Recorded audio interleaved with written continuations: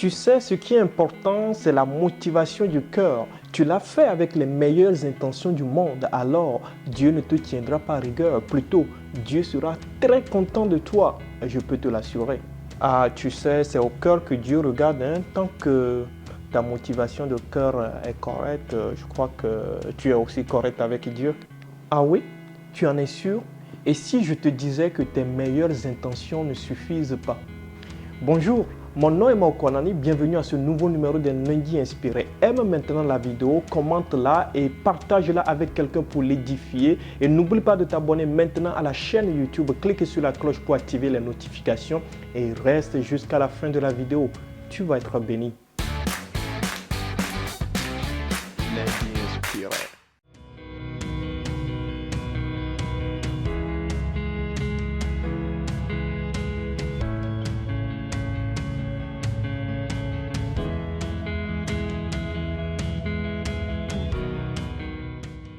Nous tombons souvent dans le piège de penser que parce que notre motivation de cœur est bonne ou parce que nos intentions sont les meilleures lorsque nous posons un acte en particulier, alors Dieu est OK avec.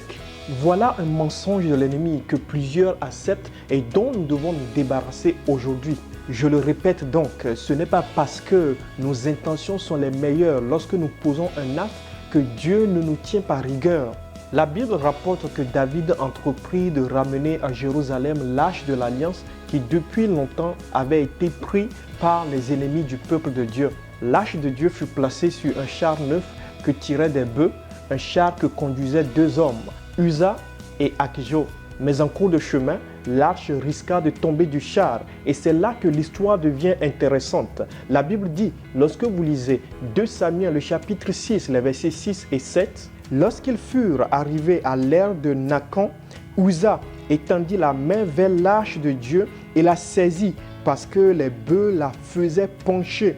Verset 7, la colère de l'Éternel s'enflamma contre Uza et Dieu le frappa sur place à cause de sa faute. Uza mourut là, près de l'arche de Dieu.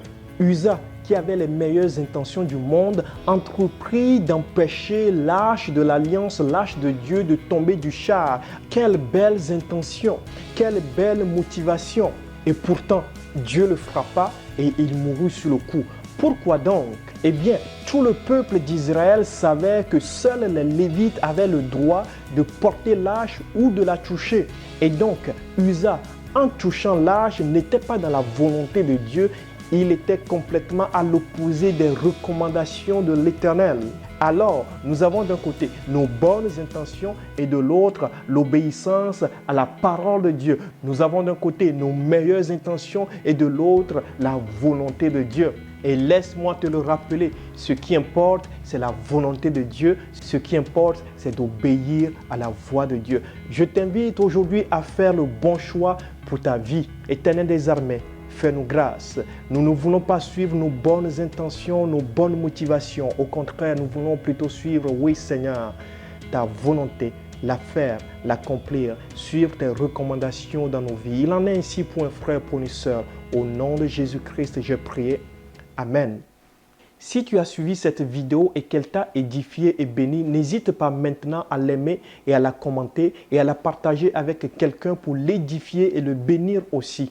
Et n'hésite pas de t'abonner à la chaîne YouTube, clique sur la cloche pour activer les notifications. Suis-nous sur Facebook, Instagram, TikTok et Twitter. Bien de bénédictions frères et sœurs, à la prochaine.